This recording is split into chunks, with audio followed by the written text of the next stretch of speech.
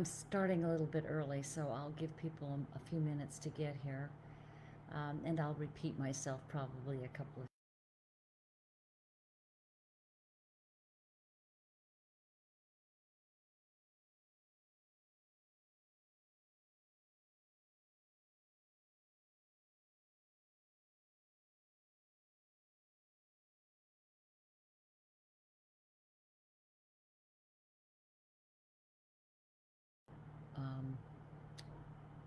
um, a little bit of internet problems, and we certainly had a lot of them last time, and I don't want that to happen again this time. So um,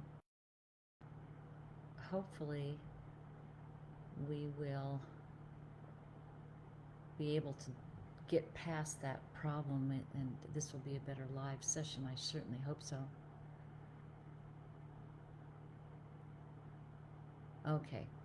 Uh, it's telling me that it is live and the internet. Okay, all right, well, that's a good thing.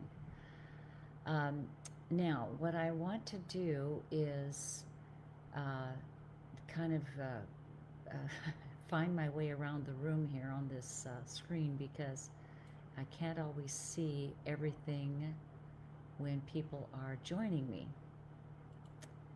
So let's see here. Okay.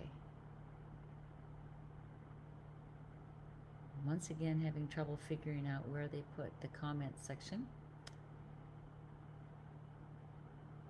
And I can't seem to find it. Oh, well.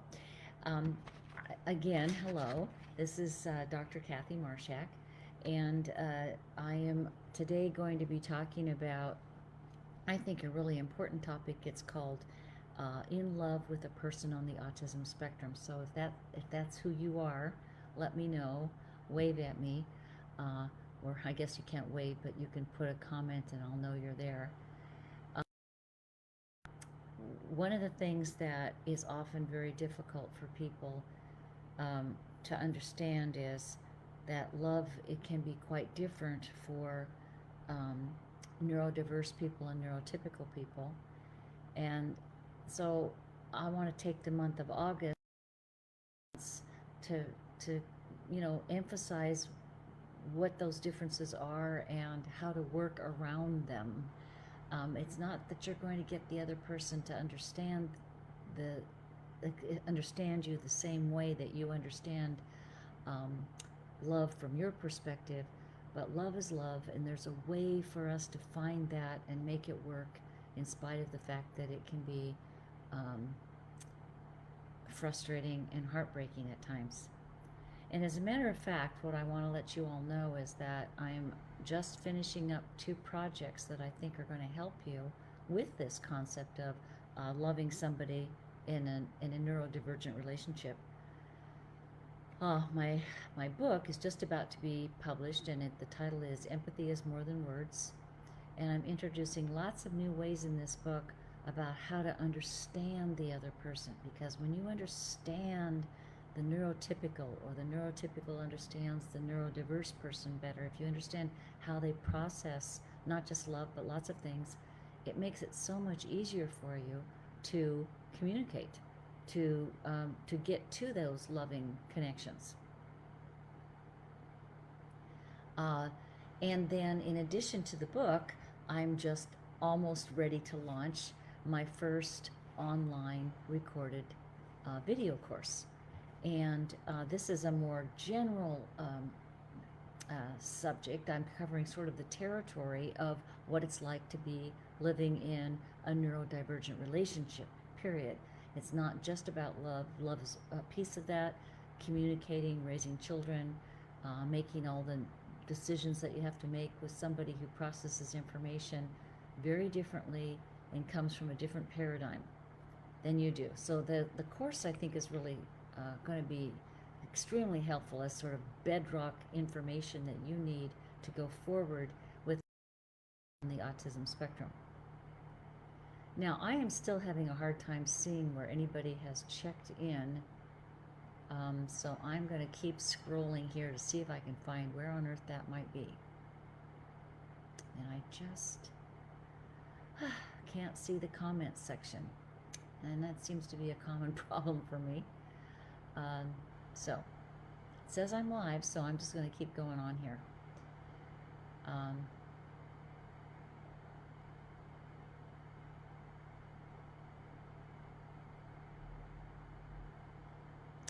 Okay, so hopefully the comments will start popping in and I can answer your questions for this live. And by the way, we don't have to just stay on this subject. You can ask me anything, frankly, that has to do with neurodivergence. And remember, I use the term neurodivergent to refer to the couple. The couple is neurodivergent in that one is neurotypical and one is neurodiverse. And when you have a neurotypical and a neurodiverse person who are in a relationship with each other, I call that neurodivergent, because it feels like we're moving apart from each other. It feels like it's very, very different than we're coming together. And that's because people who are neurotypical tend to relate more actively, more reciprocal communication, more knowing themselves. My summary for neurotypicals is that they know themselves in relation to others, okay? And then neurodiverse people are more transactional. They use more deductive logic. They're more sort of solution focused. And they tend to think of relationships as kind of overwhelming. So they don't know themselves in relationship to others. Neurotypicals do that. So if you think about it, that's going to make it real difficult to have communication about us, right? About us. I'm going to click here a couple of things and see if that brings me to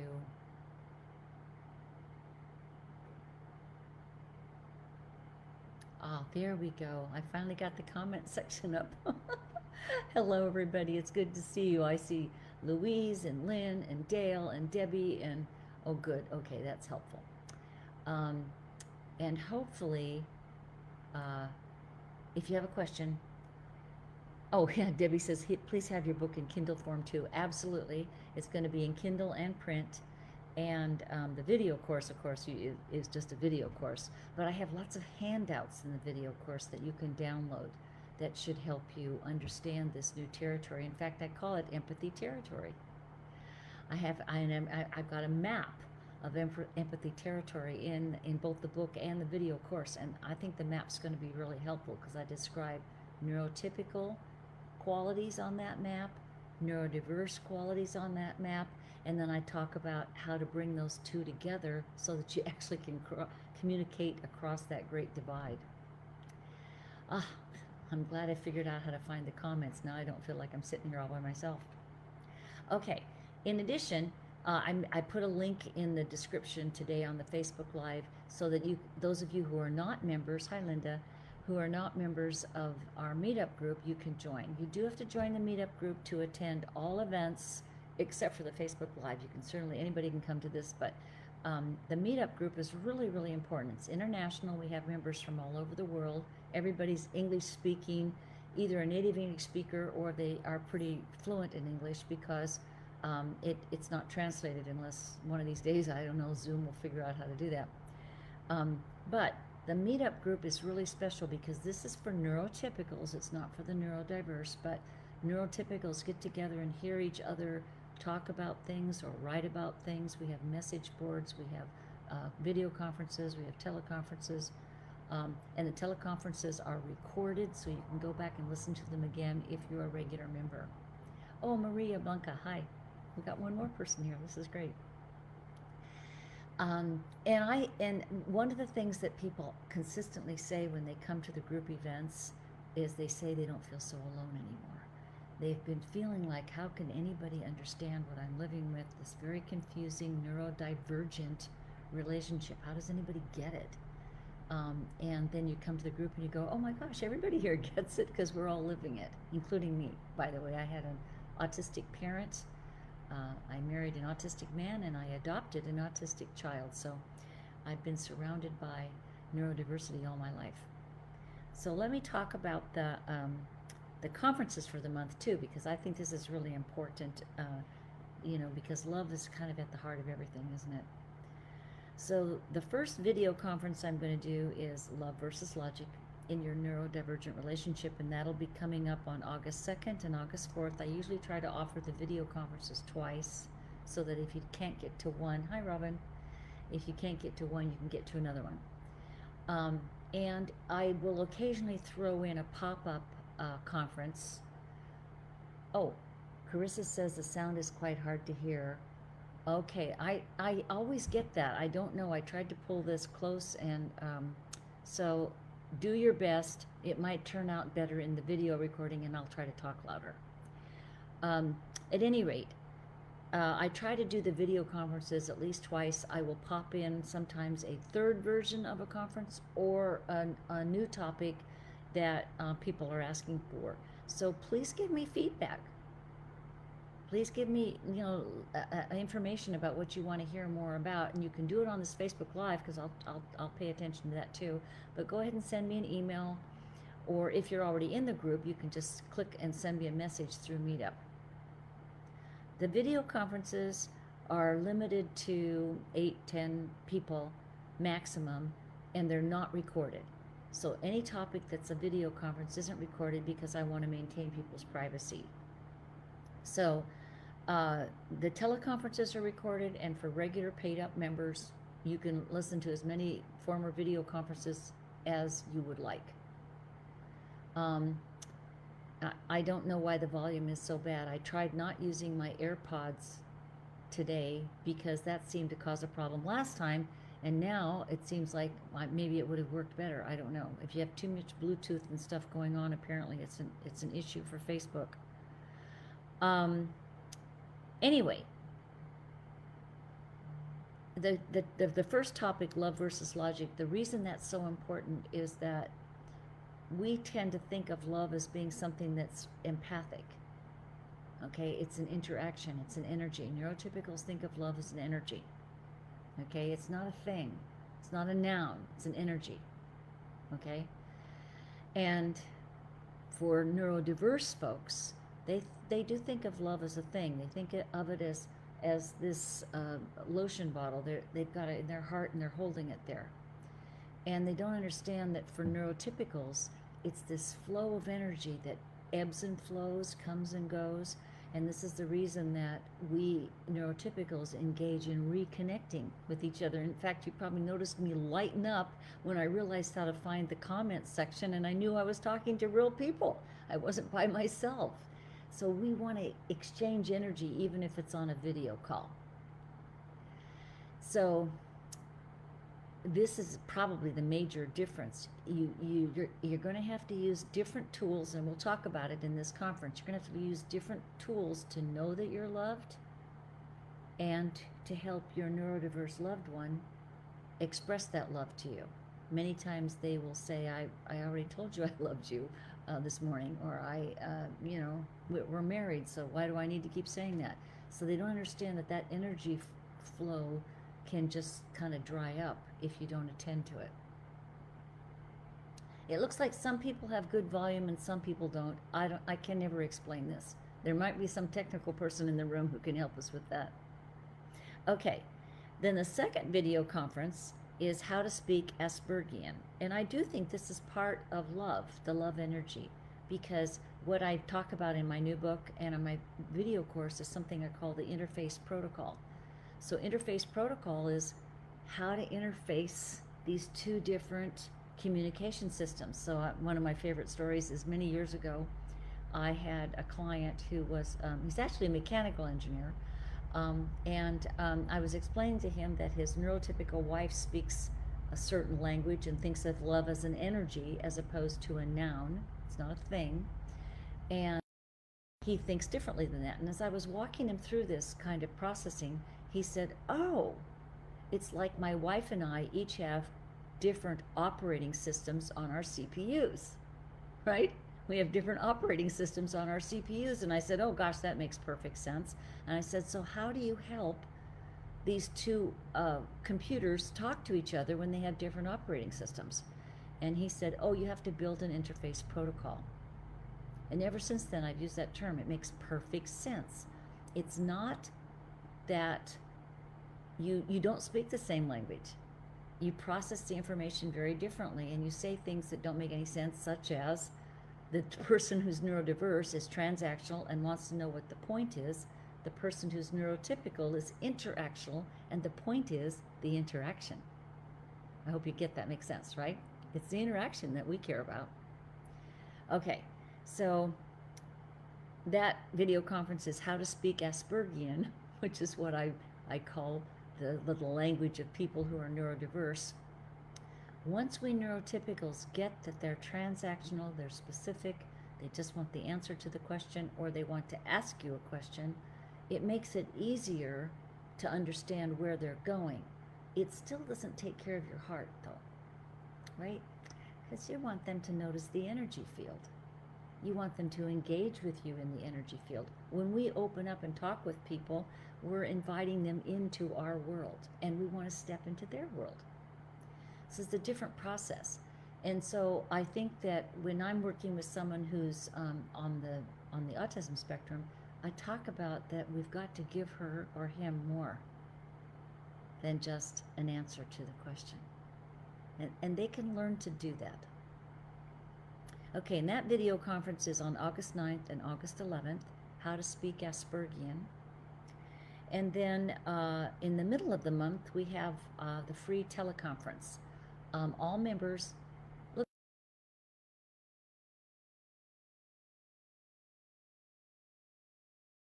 on the recording, so if you want to listen back again when it's posted to Facebook and YouTube, you probably will be able to hear it just fine.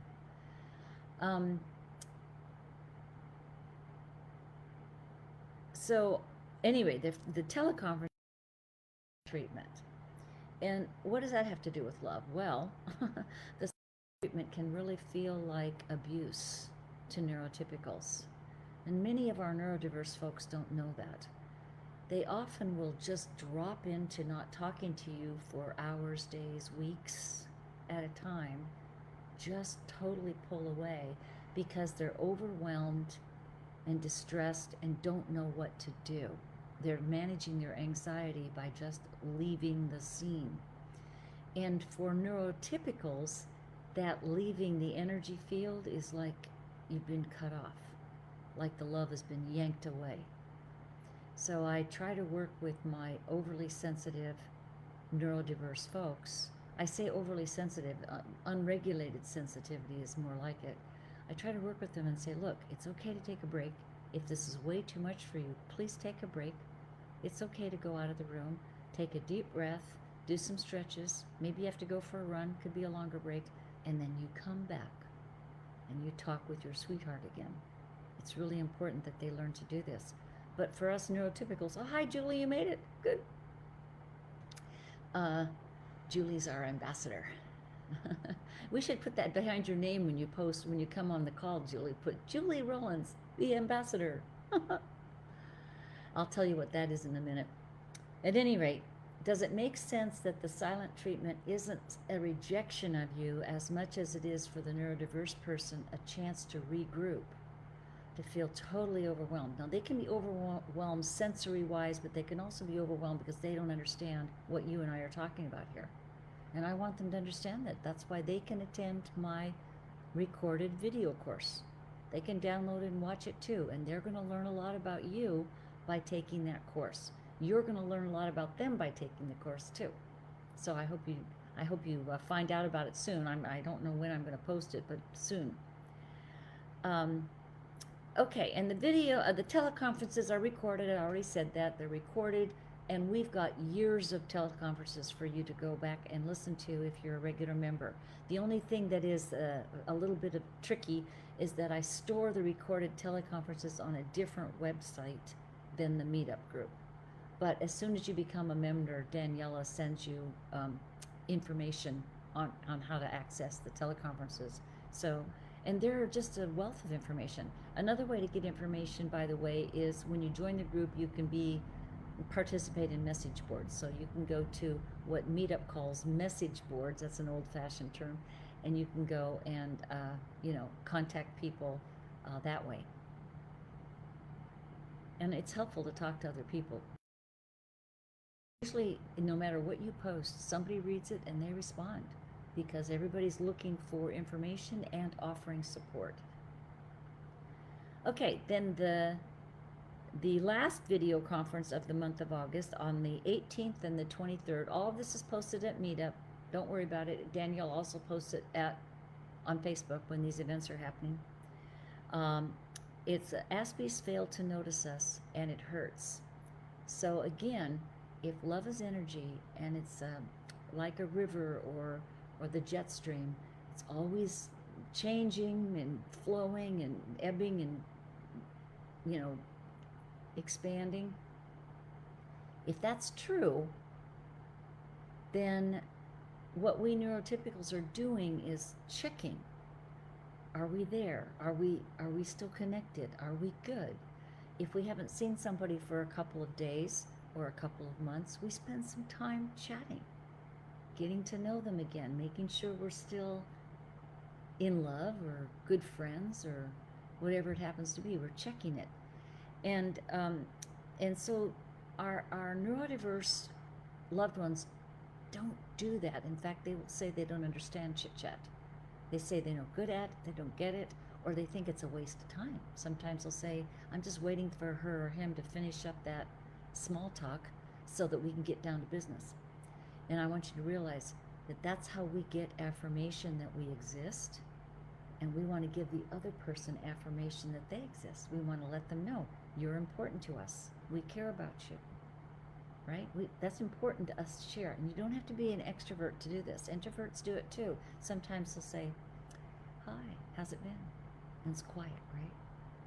And sometimes they just kind of smile and look in your direction. That's still an affirmation. That's, you exist, you're important to me. We automatically do that for people because we know ourselves. Remember, the motto for neurotypicals is we know ourselves in relationship to others. Right? Whereas neurodiverse people know themselves in relation to themselves, to what they're reading, to what they're working on, and they love people and want people in their lives, but they find that people are a lot of work, and that's why they might use the silent treatment. So there are different ways of processing information, and we have to learn how to work with that, or we can't make these relationships survive.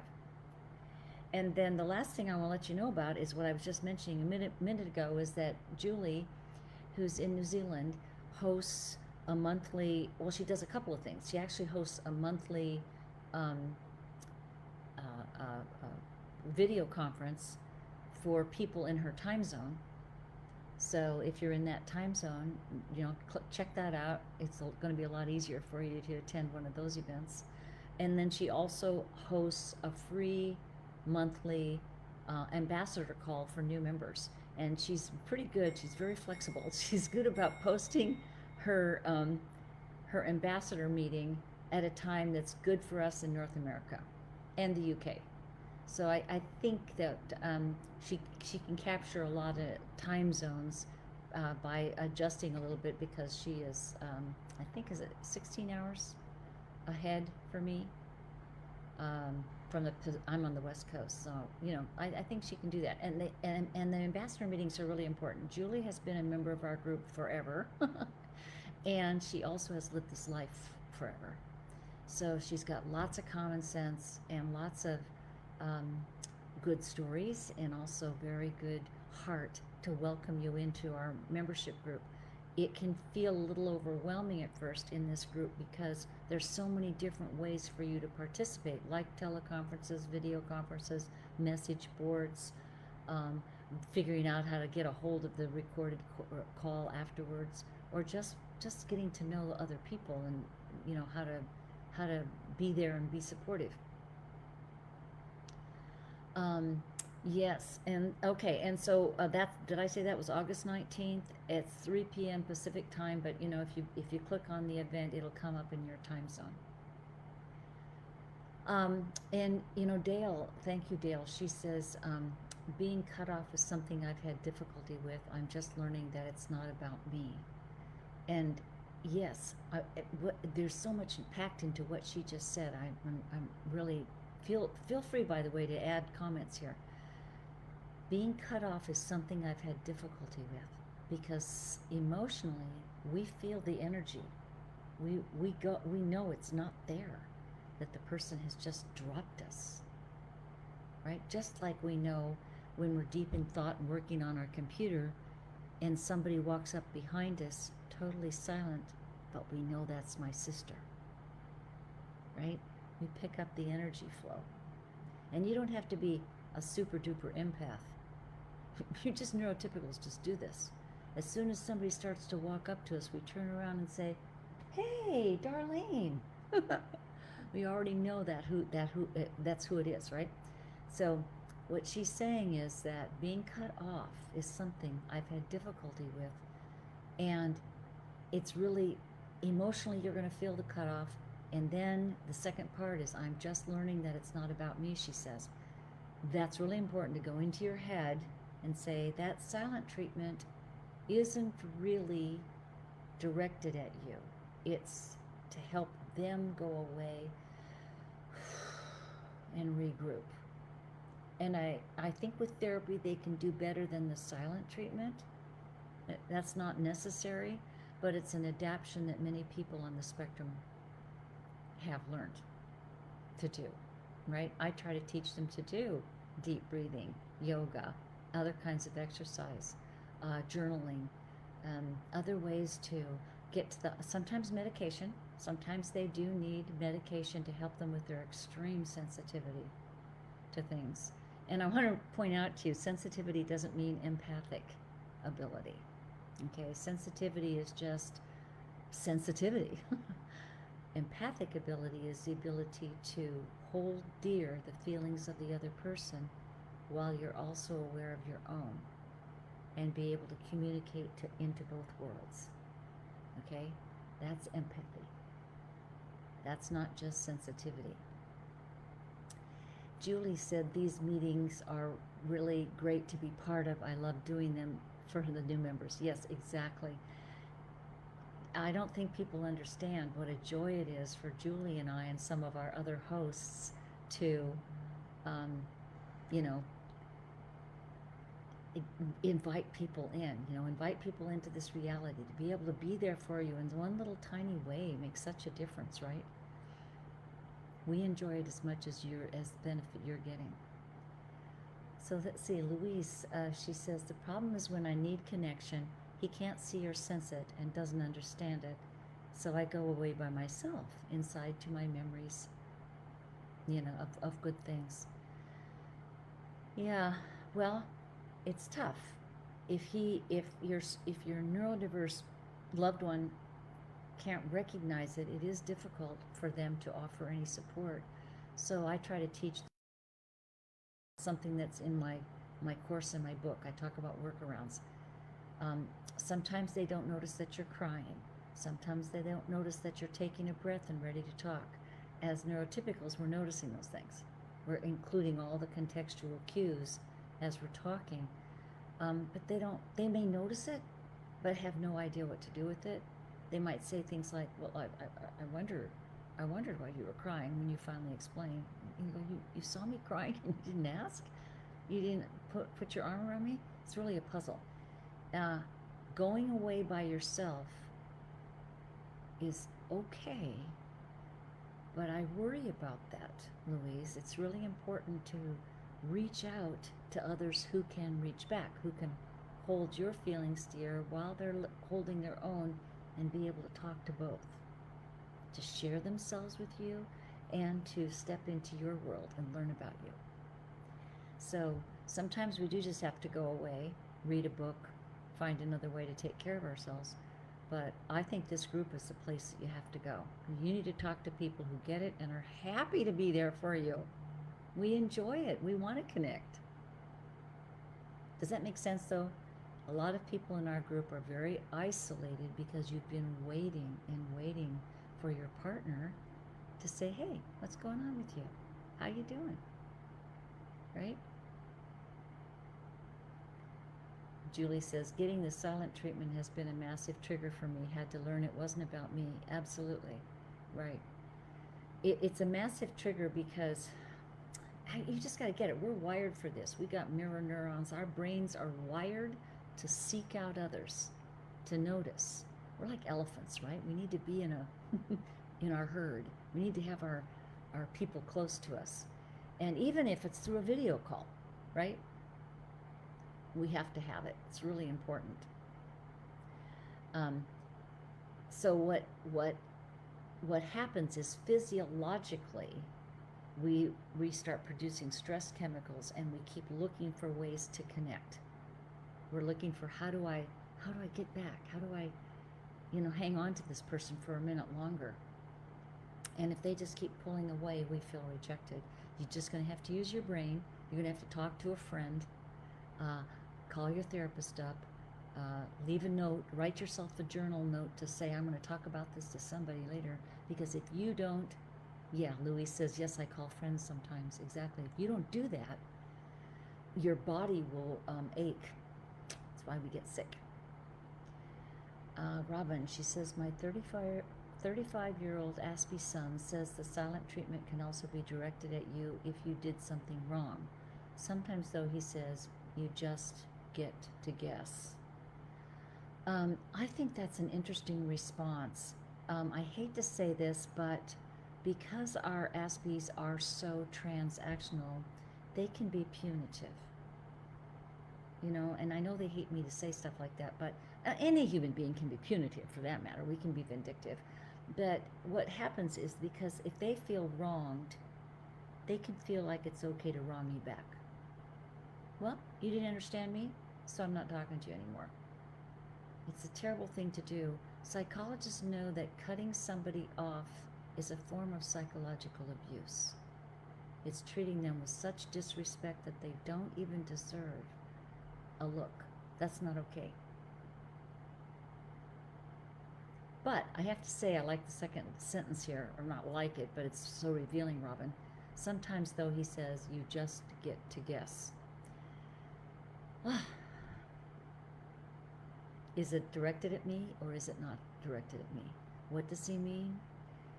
It could mean that he has no idea how to tell you what's going on with him. Sometimes you get the silent treatment just because they're physiologically overwhelmed, and they even will close their eyes, and they can't even tell you what's going on with them until weeks go by. What I try to do with them as clients is say, please write some stuff down. Eventually it's going to come up what's going on with you, and then you're going to have to tell them what it is, because it's not fair to leave them in the lurch. Leave your neurotypicals in the lurch. Tanya says, I read the book, The Journal of Best Practices by David Finch, and then asked him if he could read it, your spouse, I presume, because a lot of it reminded me of him and me. He did, in fact, read it and said, no, that he is not like that, and he has been trying super hard to be to prove that to be true, and it has been amazing. Well, that's lovely.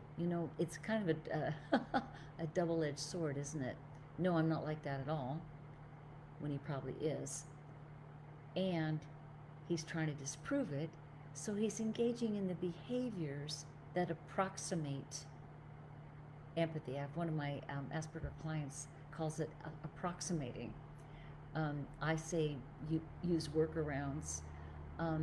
So David Finch's wife, Kirsten, is the one who suspected he was on the spectrum and led him to look at that diagnosis. She was asked right after he wrote this book, does it feel like, your husband has acquired more empathy now that he's been observing you and practicing these new behaviors? And she said, no, he doesn't have any more empathy. He's not any better at it. Not any better. But I think this is what Tanya's saying. The fact that he's trying makes me feel loved. And I try to explain that to my NeuroDiverse clients. You may bumble all over the place, but if you've got a good attitude about it, if you just keep trying, your neurotypical loved one is going to appreciate you. She or he is going to see that you're making an effort. And I think that's what Tanya's saying. She says it's been amazing. It's been amazing. They can learn to be kind, polite, humble. They can learn those things. they still may not know in this moment in time exactly what to say. But if they come back a little bit later, maybe even after a short silent treatment, if they come back later and say, I'm so sorry I left you in the lurch, here's what I was trying to say, but now I know what was going on with you. Because sometimes after the fact, they can journal and figure it out, just like David Finch did. He was figuring out a lot about what was going on with his wife, even if he couldn't empathically, in the moment, address it. And that's important for us to understand. We don't realize that they don't know in the moment how to talk to us. So let's see here. Julie says, yeah, my mantra these days, no more waiting. Have an alarm on my phone to remind me every day. Oh yeah, don't wait to have a life. Absolutely. And Louise, yes, right. They are incapable of empathy. I was really thinking it's important. I consider empathy 3 parts. Empathy, reading the context, and being able to talk about it. So again, when I say holding the other person's feelings dearly, sweetly, safely, lovingly, and being aware of your own and going back and forth, it requires empathy to understand how to navigate the contextual world. And it requires a lot of sensitivity to take what you're noticing and be able to talk about it in such a way that you're being true to yourself and to the other person. So where you're empathy triad sensitive, because you have empathy, context sensitivity, and conversational sensitivity, your neurodiverse loved one is empathy triad blind. Okay, these are new terms. I haven't used these too many, but they'll show up in my book and my new course. Empathy triad blind means they are blind to these empathy energies. They're context blind and they're conversation blind. They don't have a conversation. Conversation to people on the autism spectrum is to tell you what they think. Right? If they listen to what you're thinking about, that's nice, but they don't necessarily integrate it into a flow. I hope that makes sense. It doesn't mean that they can't be polite, humble, learn the rules of engagement. That's what I call them, rules of engagement. They can do that, and they can do that because they love you or because they want to be a good human being. But to empathically pick it up, what's going on right here in the moment, no, not easy. Yeah, and see, we're already getting some support in this string here on Facebook, where people are talking about, commenting about each other's posts and thanking people for the support, and how they handle it, giving each other a tip. This is what we get in our MeetUp group. People give each other tips. We figure things out. Let's see. And Robin says, after talking to my son, I thought I had done something wrong. I was ready to apologize. Then he came home as if nothing happened. Right? So he took his break. He cleared the air for himself. But he wasn't thinking that he left his mom in the lurch. Right? Didn't know that. So I have to teach that lesson to my neurodiverse folks. I have to say, please go home and ask. Please go home and talk again about this. Does that make sense? Sometimes they put us through such heartache.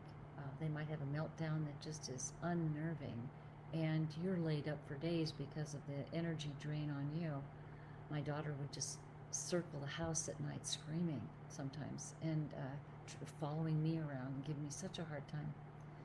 And so we're really exhausted. And they, when they finally wind down, they kind of go off like, oh, nothing ever happened. And they rarely understand that it was an interaction, that you were involved in that experience, and it was very heart-rending for you. But they can learn to say, I'm so sorry I put you through that. I am so sorry, I got to manage my sensitivity better if I can. Right. So people are responding, Mary says that to Robin, that happens all the time with me and my husband. I think he's mad, but he's not. Right. So he might be mad, but he may not be mad at you. He may just be perturbed about something. They don't regulate what's on their faces. They don't regulate their energy. They're not realizing that this behavior here is affecting the other person. They can intellectually get that, but we automatically are looking for how we're impacting the other person, right? We're always doing that. I want to answer Robin's question again, where she says, is it possible for an aspie to have empathy? And I will say no, with a caveat. The no is that empathy is something that happens in the moment. It's the ability to be there in the moment with that other person, okay? What people on the spectrum, they have a delay. So a psychologist in Scotland, his name is Adam Smith, he wrote a very brief paper called The Empathy Imbalance Hypothesis, and I think this makes perfect sense. There's a delay, he called it empathy imbalance. There's a delay between the cognitive awareness and the emotional awareness. They don't use them together, and so they just say, oh, I mean, they just don't respond to your sense of this, and they're not acknowledging you first, they're acknowledging the words, because it's easier for them to stay in the cognitive aspect. So the reason that people on the spectrum think they do have empathy is because they have emotions. Of course they do, because they're people. But here's what it is.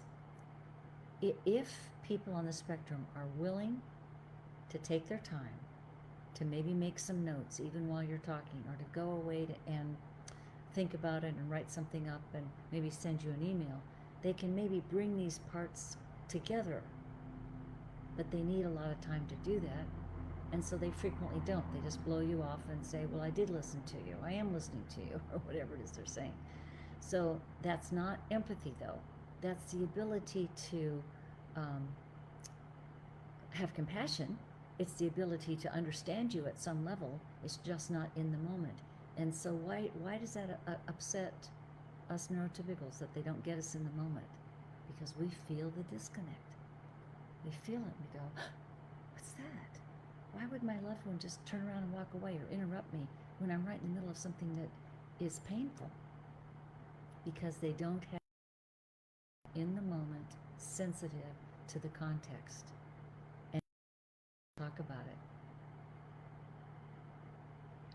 Oh, and back to the anger part, Tracy's mentioning, she says, when my husband has meltdowns, he can get so angry it scares me, and I have to leave the house. He thinks I am overreacting and never apologizes. Yeah. Because they don't know themselves in relationship to others, they have not one of the things that they haven't learned to modulate their expression of their emotions, the level of intensity. One of the lessons that young children on is emotional regulation. They are taught how to manage things so that they use their indoor voice, right? So that they don't break things, that sort of thing. And so when adults have not had this training as children, and they're not even identified until adulthood, they have not really, some have not mastered emotional regulation. Most people understand the level of distress that their look has on us because of another reason for this too. They haven't learned to moderate it. But in addition, they believe that because I'm a good person, because I have good intention, my behavior should be acceptable to you. Why are you bothered by my behavior? That's why they say you're overreacting. They don't understand that anybody would be bothered by that level of intensity. Or that it doesn't matter if anybody else was. I'm your sweetheart and I'm bothered by it. You know, they don't know how to think of it as an interactional problem as opposed to it's just you, right? So does it make sense? I want to make sure people get this idea. We think intention is everything, and if our behavior doesn't match our intention, or if somebody doesn't think it does, we fix that. We repair that mess up, that mix-up, right? So, and they don't get that. They think if my intention is good, then my behavior should be acceptable. they also do the reverse in kind of a perverse way. If your behavior isn't acceptable, they assume that you meant to hurt them. And that's not true either, is it? Sometimes our behavior is unacceptable and hurtful, but we didn't mean to, and we fix it. Let's see, we got a couple more minutes here. So Dale says, my guy says he's not an Aspie, but agrees that he does have many traits which are the same as Aspies. He doesn't like the label. It's okay, though, because he's more aware of some of the issues now. Well, that's good. You know, I always think that's such a fascinating concept that I don't like the label. I don't want to be labeled. It's like, it's not a label, it's a diagnosis. A diagnosis is to help put you into the body of scientific knowledge that we have to help you improve. Why would you say, I don't want to be labeled arthritic? I don't want to be labeled, you know, whatever, you know, that I'm nearsighted. It doesn't make any sense. It's not a label. It's a category. It's a diagnostic category. And if you have some of the traits, then you're on the spectrum. That's the way I look at it. I'm just not gonna quibble with people who say, oh, well, I have some of the traits. It's like, well, if you have some of the traits, then you're on the spectrum. We're just gonna consider it that. And they need to get over themselves and stop thinking it's a label. It's not a label. But I'll tell you why they do think it's a label too, because they don't really know what autism is. It's hard to know what it is when when you're there and you're showing that autism out to the world, but you don't realize that's what you're doing.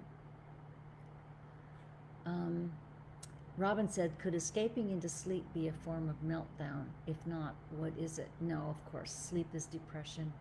The person is, if they're oversleeping, they're just worn out. And many people on the spectrum will take 3 or 4 hour naps, even healthy young people, because living in a world with people that navigate the world empathically, as neurotypicals do, and they don't do that, it's really tiring to know what's going on. Right. Louise says that this whole thing is very difficult. She says, I try to explain as best I can in his language, that's Aspergian, but it's tough. I'm not sure he ever gets it. Aspergian is really matter of fact, black and white, get to the point. If you want to start practicing this, what you practice is giving them the punchline and don't tell any stories.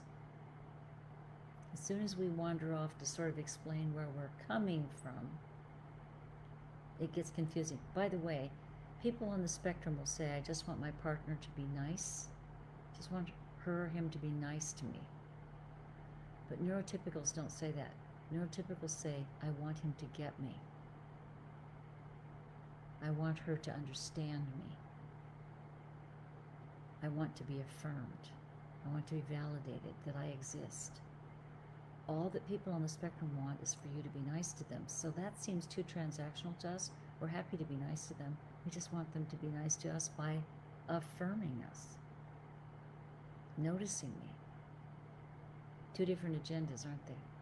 They don't know how to notice you, but they can be polite.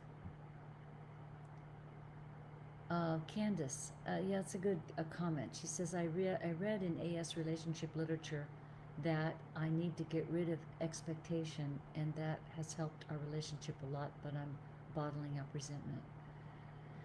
That's what I call detachment, Candace. Detachment is detaching from your expectation that your partner be a certain way. Your expectation that they're able to easily and comfortably get you. When you let go of that expectation, when you detach from your objections and your expectations, and you pay attention to what you are getting, it's easier to communicate. Does that mean that the relationship is, loving and working beautifully? No, it doesn't mean that at all. But you probably will reduce, when you detach from your expectations, you'll reduce friction, and that's a big deal. So Tracy says he never acknowledges his anger. His father was a raving, violent alcoholic and his role model. So, yeah, in order to acknowledge your anger, you have to be aware of the other person and how they might feel about it. Right?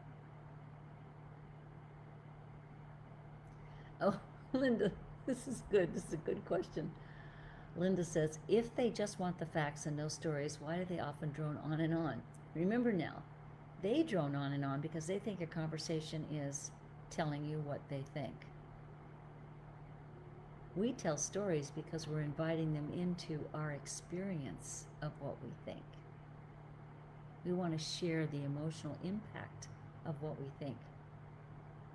And we want to find out if they feel the same way. That's fun for us. That's rewarding. That makes us feel like we're in a relationship. The droning on and on is just an accommodation that they've developed, or an approximation. They think if I talk at her or him, that I'm having a conversation. If I answer your question and then I drone on about it, this is what you asked for. And it's not true. We're asking for an interaction. It's a very different process.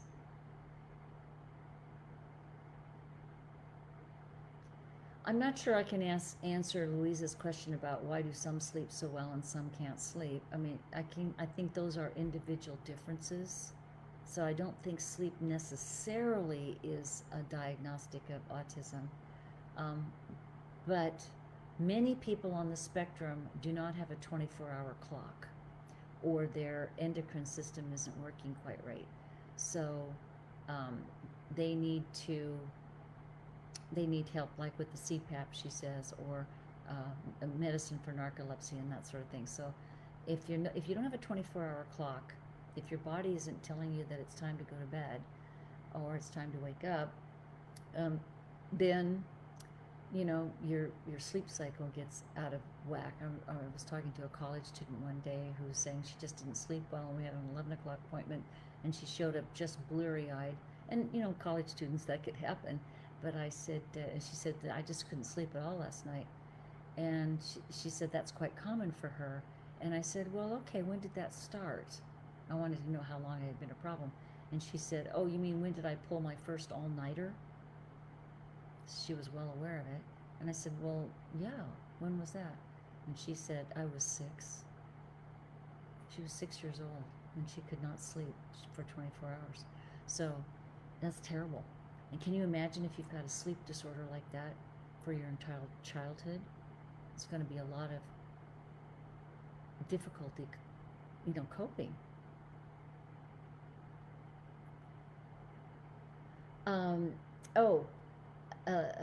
Louise says, sometimes I think it's his anxiety, the droning on and on. Yeah, another aspect to the soliloquy, or the, just talking at you, is he does feel like he's in charge. So sometimes that talking on and on means I'm in charge. I'm feeling in control. I've got the floor. But the problem for us is that does feel controlling, and we don't like it. It's like, do I get to put a word in edgewise here? Do you care about what I think about any of this? We don't want to be controlled. We want to be engaged. We want to be interacting, right?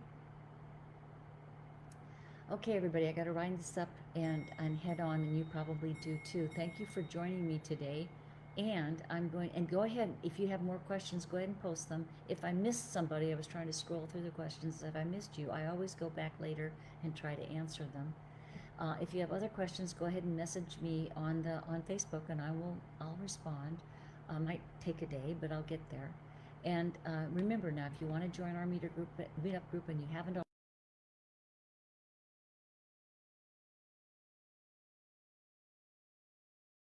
and I hope to see you at one of our conferences, and I'm very excited. I will, as soon as I get my book and my online course published, you'll definitely be on my list to notify.